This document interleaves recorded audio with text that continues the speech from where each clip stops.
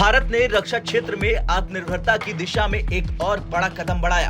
DRDO ने घोषणा की है कि देश में निर्मित ड्राई कावेरी इंजन अब पूरी तरह से स्थिर हो चुका है और इसे घातक परियोजना जैसे उन्नत रक्षा कार्यक्रमों में उपयोग किया जा सकता है। इस उपलब्धि के साथ भारत ने अपनी तकनीकी श्रेष्ठता को सिद्ध कर दिया है और विदेशी इंजनों पर निर्भरता समाप्त करने की ओर एक कदम बढ़ा दिया है। ड्राई कावेरी इंजन की सफलता केवल एक तकनीकी उपलब्धि नहीं, बल्कि ये देश के आत्मनिर्भर भारत मिशन को मजबूत करने वाला प्रतीक है। सालों के परीक्षण और सुधारों के बाद अब ये इंजन न केवल उच्च प्रदर्शन और स्थिरता प्रदान करता है, बल्कि स्टेल्थ क्राइटेरिया को भी पूरा करता है। डीआरडीओ के अंतर्गत बेंगलुरु स्थित GTRI यानी कि gas turbine research establishment lab ने कावेरी इंजन के विकास में महत्वपूर्ण भूमिका निभाई। इस प्रोजेक्ट पर लंबे समय से काम चल रहा, लेकिन शुरुआती असफलताओं और तकनीकी चुनौतियों के बावजूद डीआरडीओ ने इसे छोड़ा नहीं। अब डिजाइन में महत्वपूर्ण बदलाव और अत्याधुनिक तकनीकों के उपयोग के बाद ये इंजन भारत के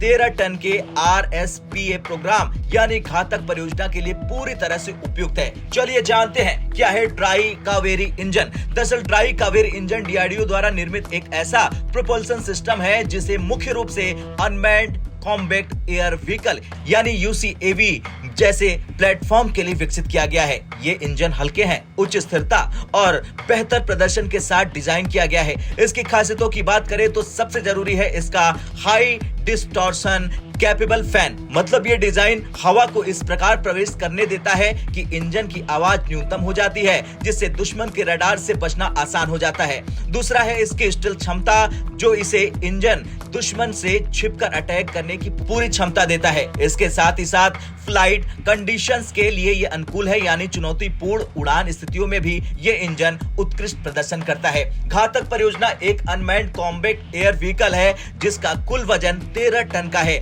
ये प्रोजेक्ट पूरी तरह से स्वदेशी है और इसके अंदर सभी उन्नत हथियार जैसे मिसाइलें, बॉम्बर्स और प्रिसीजन गाइडेड म्यूनिशन शामिल हैं। घातक UCAV को संचालन के लिए एक अत्यधिक विश्वसनीय इंजन की आवश्यकता है, जो अब कावेरी इंजन पूरी तरह से प्रदान करने में सक्षम है। ड्राई कावेरी इंजन की सफलता का सबसे बड़ा लाभ यह होगा कि अब भारत को पश्चिमी देशों के इंजनों पर निर्भर नहीं रहना पड़ेगा। पहले भारत को अमेरिका या फ्रांस जैसे देशों से उन्नत इंजनों की खरीद करनी पड़ती थी, लेकिन अब डीआरडीओ ने इसे चुनौतीपूर्ण तरीके से हल कर दिया है। कावेरी इंजन का विकास आसान नहीं था। इस प्रोजेक्ट पर 20 साल से अधिक का समय लगा और करीब 2000 करोड़ रुपए का निवेश हुआ। हालांकि शुरुआती असफलताओं और देरी के बावजूद डीआरडीओ ने हार नहीं मानी और अपने दृढ़ संकल्प से इसे एक बड़ी सफलता में बदल डाला। डीआरडीओ ने यह संकेत दिया है कि कावेरी इंजन का उपयोग भविष्य में फाइटर जेट्स में भी किया जाएगा। ये इंजन न केवल UCAV के लिए है, बल्कि लाइट कॉम्बैट एयरक्राफ्ट यानी LCA और अन्य फाइटर जेट्स के लिए भी ये उपयोगी साबित हो सकता है।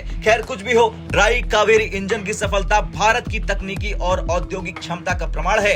ये देश की सुरक्षा को मजबूत करने के साथ साथ विदेशी तकनीकों पर निर्भरता को कम करेगा। डीआरडीओ का ये योगदान एक तोहफे के समान है, जो आने वाले सालों में भारत को वैश्विक रक्षा बाजार में एक मजबूत स्थान प्रदान करेगा। अब आपका क्या कुछ कहना है? डीआरडीओ ने जिस तरह से तोहफा दिया और अब घातक UCAV अब दुनिया में जिस तरह से धमाल मचाएंगे, उसे लेकर कमेंट कर जरूर बताएं। ब्यूरो रिपोर्ट, भारत तक।